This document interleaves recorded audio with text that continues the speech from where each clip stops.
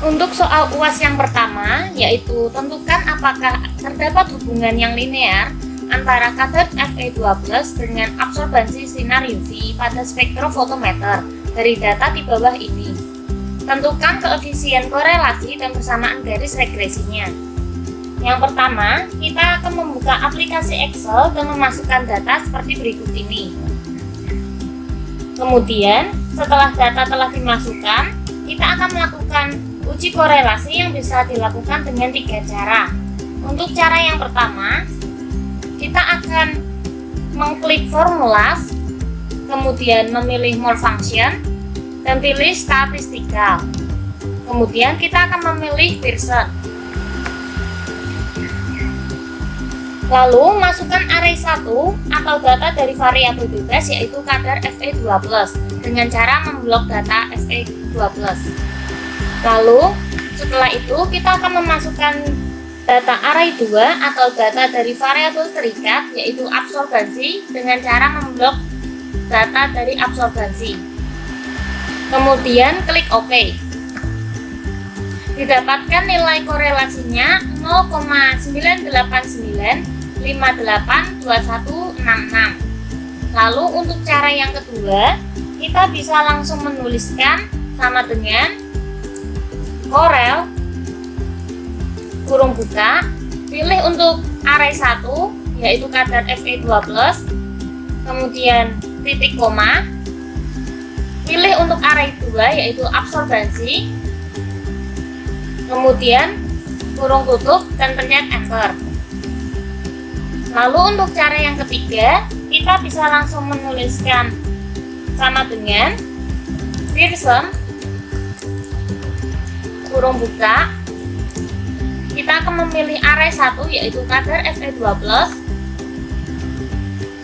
titik koma, dan memilih array 2 yaitu data dari absorbansi, kurung tutup, kemudian enter. Dapat dilihat dari ketiga cara untuk menguji korelasi didapatkan hasil yang sama, sehingga dapat disimpulkan kita dapat memilih salah satunya saja untuk melakukan uji korelasi dengan Excel. Setelah mendapatkan hasil dari uji korelasi, maka dapat dianalisis hasilnya sebagai berikut ini. Didapatkan nilai korelasinya yaitu 0,989582166. Dari nilai yang didapat, dapat diketahui kekuatan hubungan antara variabel dengan mengacu pada kriteria berikut ini. Pada pengujian ini, dapat disimpulkan bahwa hubungan korelasi antara variabelnya sangat kuat karena nilai korelasi yang didapatkan masuk ke dalam rentang 0,8 sampai 1, yang berarti hubungan korelasinya sangat kuat. Lalu, hasil pengujian korelasi pada soal ini bernilai positif, sehingga dapat diketahui bahwa korelasi antara variabelnya searah, yang berarti semakin besar kadar Fe2+, maka akan semakin besar pula absorbansinya. Setelah mengetahui nilai korelasi antar variabel, kita akan mencari persamaan regresinya. Persamaan regresinya bisa dicari dengan cara pertama kita memblok datanya seperti ini. Kemudian klik insert dan pilih scatter. Setelah terlihat grafiknya, kemudian kita akan klik pada bagian titik-titiknya. Kita klik kanan, kemudian pilih add trend line. Kemudian kita memilih yang linear dan centang untuk bagian option display equation on chart dan display R squared value on chart. Kemudian close. Dapat dilihat bahwa persamaan garis regresinya yaitu Y sama dengan 0,0064X ditambah 0,0294 dengan nilai R kuadratnya yaitu 0,9793. Selanjutnya akan dilakukan perbandingan nilai R hitung dengan nilai R tabel. Nilai R hitung yang didapatkan yaitu 0,989582166. Kemudian kita akan melihat untuk nilai R tabelnya. Pada soal ini memang taraf signifikansinya belum diketahui. tetapi dapat dianggap taraf signifikansinya yaitu 5%, sehingga kita akan melihat pada kolom 5%. Kemudian pada soal ini datanya berjumlah 6 dan diurutkan dan didapatkan nilai R tabelnya sebesar 0,811. Dapat dilihat bahwa nilai R hitung lebih besar daripada nilai R tabel, maka dapat dikatakan bermakna secara statistik, sehingga ada hubungan positif antara kadar Fe2+ dan absorbensi. Lalu untuk soal yang kedua, tentukan apakah terdapat korelasi antara berat badan dengan kadar kolesterol pada 10 ekor tikus jenis Wistar yang diteliti pada alfa sama dengan 0,05 atau taraf signifikansinya 5%. Datanya dapat dilihat sebagai berikut ini. Pertama-tama kita akan memindahkan data-datanya ke dalam SPSS. Pemindahan data-datanya dapat dilakukan per kolom.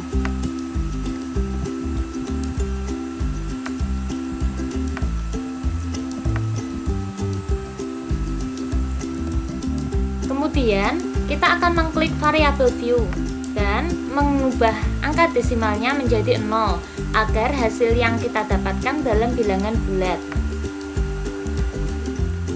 Kemudian kita juga harus menentukan jenis data yang kita gunakan. Jenis data yang kita gunakan yaitu data ordinal dan dapat digantinya pada measure. Lalu kita juga dapat menamai data-datanya. Untuk kolom yang pertama merupakan kolom berat badan, dan untuk kolom yang kedua merupakan kolom kadar kolesterol. Kemudian kita akan melakukan uji korelasi yang dilakukan dengan cara mengklik analyze, kemudian kita memilih correlate dan bivariate. Kemudian masukkan kedua datanya ke dalam variables box. Kemudian untuk correlation koefisiennya kita memilih Pearson karena jenis data yang kita gunakan merupakan data parametrik. Kemudian pencet OK. Setelah dilakukan uji korelasi didapatkan hasil sebagai berikut. Dapat dilihat dalam tabel correlation nilai sigma-to-tail berat badan dan kolesterol tikusnya sama dengan 0. Hal ini menunjukkan bahwa nilai sigma-to-tail lebih kecil daripada 0,05. Yang menunjukkan bahwa antara berat badan tikus dengan kadar kolesterol tikus terdapat korelasi positif yang signifikan karena nilai sigma-to-tail-nya 0 lebih kecil daripada 0,05. Kemudian dilihat untuk nilai korelasi Pearson-nya sebesar 0,953 baik untuk berat badan dan kolesterol tikus. Hal ini menunjukkan bahwa hubungan korelasi antara variabelnya kuat karena nilai korelasi Pearson-nya masuk ke dalam rentang 0,8 sampai 1. Kemudian, hasil pengujian korelasi pada soal ini bernilai positif, sehingga dapat diketahui bahwa korelasi antara variabelnya searah, yang berarti semakin besar berat badan tikus, maka akan semakin besar pula kadar kolesterolnya. Kemudian, akan dilakukan perbandingan untuk nilai R hitung dengan nilai R tabel. Dapat dilihat nilai R hitungnya yaitu 0,953. Lalu untuk nilai R tabelnya, pada soal ini menggunakan taraf signifikansinya sebesar 5%, sehingga kita dapat melihatnya di kolom 5%. Lalu untuk jumlah data yang diambil pada soal ini yaitu berjumlah 10 data dan diurutkan dan didapatkan untuk nilai R tabelnya sebesar 0,632. Nilai R hitung lebih besar daripada nilai R tabel, maka dapat dikatakan bermakna secara statistik. Jadi ada hubungan positif antara berat badan tikus dengan kadar kolesterol tikus. Lalu untuk soal yang ketiga, tentukan besarnya koefisien korelasi linear dari hubungan antara kadar vitamin C dengan sifat antioksidan dari data di bawah ini. Tentukan persamaan garis regresinya. Kita akan memindahkan datanya ke dalam Excel seperti berikut ini. Setelah data dipindahkan, kita akan menguji korelasinya dengan cara mengklik formulas, kemudian pilih more function dan pilih statistical, kemudian pilih Pearson. Kemudian, masukkan array 1 atau data dari variabel bebas, yaitu vitamin C, dengan cara membloknya. Lalu, untuk array 2 atau data dari variabel terikat, yaitu antioksidan, dengan cara membloknya. Kemudian pencet OK. Setelah mendapatkan hasil dari uji korelasi, maka dapat dianalisis hasilnya sebagai berikut ini. Didapatkan nilai hasil uji korelasinya yaitu sebesar 0,9822. Dari nilai yang didapat, dapat diketahui kekuatan hubungan antara variabelnya yang mengacu pada kriteria berikut ini. Kemudian, pada pengujian ini dapat disimpulkan bahwa hubungan korelasi antara variabelnya sangat kuat karena nilai korelasi yang didapat masuk ke dalam rentang 0,8 sampai 1. Hasil pengujian korelasi ini bernilai positif sehingga dapat diketahui bahwa korelasi antara variabel searah. Yang berarti semakin besar kadar vitamin C, maka semakin besar pula antioksidannya. Kemudian kita akan membandingkan nilai R hitung dengan nilai R tabel. Nilai R hitung yang didapatkan yaitu 0,9822. Lalu untuk nilai R tabelnya, pada soal ini menggunakan taraf signifikansinya 5% dengan jumlah data yang digunakan yaitu 6 dan didapatkan untuk nilai R tabelnya sebesar 0,811. Nilai R hitung lebih besar daripada nilai R tabel, maka dapat dikatakan bermakna secara statistik. Jadi ada hubungan positif antara kadar vitamin C dengan antioksidan. Kemudian setelah melakukan uji korelasi, kita akan mencari persamaan garis regresinya. Pertama-tama kita memblok data seperti berikut ini. Kemudian klik insert dan pilih scatter. Pilih yang menu ini. Setelah terlihat grafiknya, klik kanan pada bagian titiknya dan pilih add trend line. Kemudian pilih linear dan centang untuk option display equation on chart dan display R-squared value on chart. Kemudian close. Didapatkan persamaan garis regresinya seperti berikut ini. Y sama dengan 3,9183x ditambah 23,173 dengan nilai R kuadratnya yaitu 0,9648. Pada soal nomor 4 ini dilakukan uji one way ANOVA. Uji ini berguna untuk menguji perbedaan rata-rata data yang lebih dari dua kelompok. Persyaratan uji one way ANOVA ini yaitu yang pertama, sampel berasal dari kelompok yang independen. Yang kedua, variabel faktor bersifat non-metrik atau data kategorikal. Yang ketiga, data masing-masing kelompok berdistribusi normal. Dan yang keempat, varian antar kelompok harus homogen. Berikut ini merupakan tahapan uji one way ANOVA, yaitu melakukan uji normalitas Shapiro-Wilk, uji homogenitas, dan kemudian melakukan uji one way ANOVA. Pertama, data yang ada dipindahkan terlebih dahulu ke dalam SPSS. Cara memasukkan datanya itu menurun dari samping seperti ini, dibuat menurun menjadi seperti ini. Kemudian tuliskan ke kolom sampingnya seperti ini untuk kode apotek yang sesuai dengan data resep yang dimasukkan. Kodenya itu 1, 2, 3, dan 4. Setelah data dimasukkan semua, kemudian klik variabel view dan pilih kolom name untuk menamai datanya. Data pada kolom pertama dinamai dengan nama jumlah resep. Dan untuk data yang di kolom kedua dinamai dengan apotek. Setelah itu, ubah angka desimal dari 2 menjadi 0 agar hasil yang didapatkan dalam bilangan bulat. Kemudian, klik ke kolom label dan namai kedua kolom itu persis seperti di kolom name. Bisa langsung di copy dari kolom name.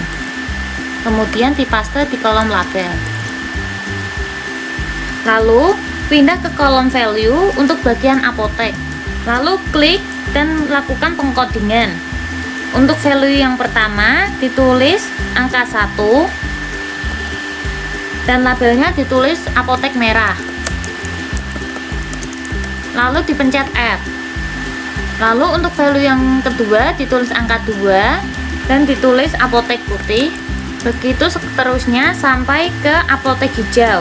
Untuk apotek kuning kodenya yaitu 3, dan untuk yang apotek hijau kodenya adalah 4. Setelah seperti ini, kemudian kita pencet OK dan kembali ke data view.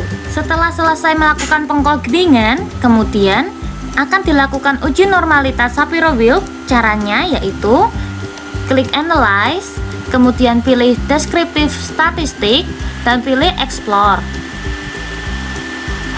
Kemudian untuk data apotek dimasukkan ke dalam faktor list, dan untuk data jumlah resep dimasukkan ke dalam dependent list. Lalu kita klik Plot dan centang untuk Normality Plot with Test. Karena kita akan menguji normalitas, lalu klik Continue. Kemudian klik Statistik dan ganti confidence interval for means-nya menjadi 99% karena taraf signifikansi yang digunakan pada soal ini yaitu 99% atau 0,01. Kemudian klik Continue, lalu pencet OK. Setelah dilakukan pengujian, didapatkan output sebagai berikut ini. Kita lihat pada bagian Test of Normality. Kemudian lihat nilai signifikansinya untuk uji normalitas Shapiro Wilk yang ini.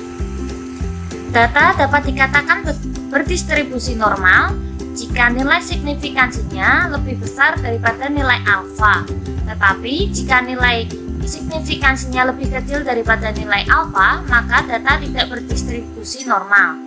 Dan nilai alfa atau taraf signifikansi pada soal ini yaitu 0,01. Pada hasil dapat dilihat bahwa nilai signifikansi keempat datanya lebih besar daripada 0,01, sehingga dapat disimpulkan bahwa data berdistribusi normal.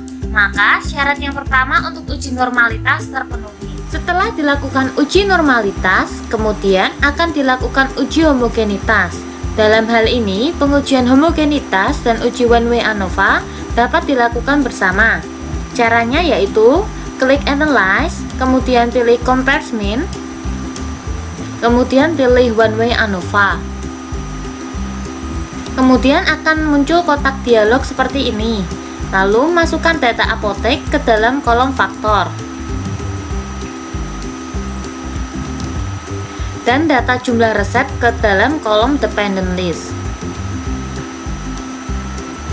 Lalu pilih post hoc dan centang untuk option 2K dan ganti signifikan levelnya menjadi 0,01 sesuai dengan soalnya. Kemudian klik Continue. Kemudian klik Option dan centang pada option Descriptive dan Homogeneity of Variant Test. Kemudian klik Continue, lalu OK. Lalu setelah dilakukan uji homogenitas dan uji one way ANOVA, didapatkan output sebagai berikut ini. Lalu untuk mengetahui perbedaan rata-rata jumlah resep yang masuk dari keempat apotek dapat dilihat berdasarkan tabel deskriptif ini di bagian min. Hasilnya yaitu rata-rata jumlah resep yang masuk pada apotek merah sebanyak 141,8 lembar, untuk apotek putih sebanyak 113,8 lembar, untuk apotek kuning sebanyak 83,2 lembar, lalu untuk yang apotek hijau sebanyak 92,2 lembar. Kemudian dilanjutkan dengan interpretasi uji homogenitas. Berdasarkan tabel Test of Homogeneity of Variance, diperoleh nilai signifikansinya sebesar 0,415. Karena nilai signifikansinya 0,415 ini lebih besar dibandingkan nilai alfanya yaitu 0,01, dapat disimpulkan bahwa varian keempat kelompok data jumlah pemasukan resep yang dibandingkan ini adalah homogen, sehingga syarat homogenitas untuk uji one way ANOVA terpenuhi. Lalu selanjutnya akan dilakukan interpretasi hasil uji ANOVA. Apakah keempat data mempunyai rata-rata yang sama atau berbeda? Berdasarkan tabel ANOVA ini, rata-rata dapat dikatakan sama jika nilai signifikansinya lebih besar daripada nilai alfa.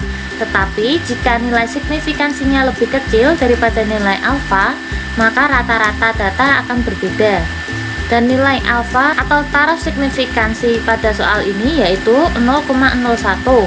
Pada hasil dapat dilihat bahwa nilai signifikansinya sebesar 0,055 lebih besar daripada 0,01, sehingga dapat disimpulkan bahwa rata-rata data dapat dikatakan sama. Kemudian akan dianalisis kelompok mana saja yang rata-rata pemasukan resepnya sama dan berbeda. Dapat dilihat pada tabel multiple comparison di bagian kolom signifikansi, dan rata-rata pemasukan resep dapat dilihat di kolom mean difference. Data dapat dikatakan sama jika nilai signifikansinya lebih besar daripada nilai alfa. Tetapi jika nilai signifikansinya lebih kecil daripada nilai alfa, maka rata-rata data berbeda. Dan nilai alfa atau taraf signifikansi pada soal ini yaitu 0,01. Pada hasil dapat dilihat bahwa nilai signifikansi yang didapat pada semua data ini lebih besar daripada 0,01, sehingga dapat disimpulkan bahwa rata-rata pemasukan resep yang didapatkan adalah sama. Sehingga kesimpulannya yaitu rata-rata pemasukan resep di keempat apotek adalah sama, yang berarti H0 diterima. Setelah dilakukan uji one way ANOVA, kemudian dibuat grafik batang berdasarkan rata-rata keempat pemasukan resep di keempat apotek. Pembuatan grafik batang dapat dilakukan di aplikasi Excel dengan cara memasukkan nilai rata-rata pemasukan keempat apoteknya sebagai berikut ini. Kemudian blok data dan pilih insert, lalu pilih bar dan pilih all chart types, dan kemudian pilih untuk grafik batang yang akan digunakan. Kemudian pencet OK, dan ditemukan hasil grafik batangnya sebagai berikut ini. Untuk rata-rata pemasukan resep tertinggi yaitu apotek merah, lalu untuk rata-rata pemasukan resep yang terendah yaitu apotek kuning. Lalu soal untuk nomor 5 yaitu tentukan apakah terdapat korelasi antara nilai kebersihan, kenyamanan, dan kepuasan pelanggan pada 10 apotek di Malang. Datanya dapat dilihat sebagai berikut ini. Untuk menjawab nomor 5 ini akan dilakukan uji korelasi berganda dengan SPSS untuk menentukan apakah terdapat korelasi antara nilai kebersihan, kenyamanan, dan kepuasan pelanggan pada 10 apotek di Malang. Pemilihan uji ini dikarenakan data yang ada lebih dari 2. Uji korelasi berganda ini digunakan untuk mengetahui tingkat korelasi antara 2 atau lebih variabel bebas atau X terhadap variabel terikat atau Y. Pertama, masukkan semua data yang ada ke dalam SPSS. Proses input data dapat dilakukan per kolom seperti ini. Lalu setelah data terinput semua ke dalam SPSS, kemudian klik variabel view dan namai kolom pertama yaitu X1 untuk data nilai kebersihan dan X2 untuk kolom kedua untuk data nilai kenyamanan, sedangkan untuk data nilai kepuasan pelanggan dinamai dengan Y. Lalu beri keterangan untuk label sesuai dengan data-datanya. Untuk baris yang pertama yaitu kebersihan, lalu baris kedua adalah kenyamanan, dan yang ketiga adalah kepuasan pelanggan. Kemudian ubah angka desimal dari 2 menjadi 0 agar hasil yang kita dapatkan dalam bilangan bulat. Setelah itu kita kembali ke data view dan dilakukan uji korelasi berganda. Caranya yaitu klik analyze, kemudian pilih regression dan klik linear. Kemudian akan muncul kotak dialog seperti ini. Kemudian untuk variabel bebas yaitu X1 dan X2 akan dimasukkan ke dalam independent box. Sedangkan untuk variabel terikat atau Y akan dimasukkan ke dependent box. Lalu pilih statistik dan centang option R squared change dan klik continue, lalu OK. Setelah dilakukan uji korelasi berganda, didapatkan output sebagai berikut ini. Kemudian lihat pada tabel model summary dan lihat pada bagian signifikansi F change seperti ini. Lalu Data yang didapat akan dikatakan berkorelasi jika nilai signifikansi exchange-nya lebih kecil daripada nilai alfa. Tetapi jika nilai signifikansinya lebih besar daripada nilai alfa, maka artinya data tidak berkorelasi. Dan nilai alfa atau taraf signifikansi pada soal ini yaitu 0,05. Pada hasil dapat dilihat bahwa nilai signifikansi exchange-nya yang didapat yaitu sebesar 0,392, yang berarti lebih besar daripada 0,05, sehingga dapat disimpulkan bahwa variabel tersebut tidak berkorelasi, sehingga tidak perlu lagi dicari derajat kekuatan korelasinya. Selain dilihat dari nilai signifikansi exchange-nya, dapat dilihat juga pada tabel R seperti ini. Kemudian dibandingkan dengan nilai R tabelnya. Hasil pengujian dikatakan berkorelasi jika nilai R hitung ini 0,485 lebih besar dibandingkan dengan nilai R tabel. Dan sebaliknya, jika nilai R hitungnya lebih kecil daripada nilai R tabel, maka data tidak berkorelasi. Lalu kita akan mencari untuk nilai R tabelnya. Pada soal ini menggunakan taraf signifikansinya 5%, maka dapat dilihat pada kolom 5% seperti ini. Kemudian data yang digunakan berjumlah 10 data, maka diurutkan ke data yang ke-10 seperti ini. Kemudian didapatkan nilai R tabelnya sebesar 0,632 yang ini. Hal ini menunjukkan bahwa nilai R hitung lebih kecil daripada nilai R tabel, yaitu 0,485 lebih kecil daripada 0,632, yang berarti data tidak berkorelasi.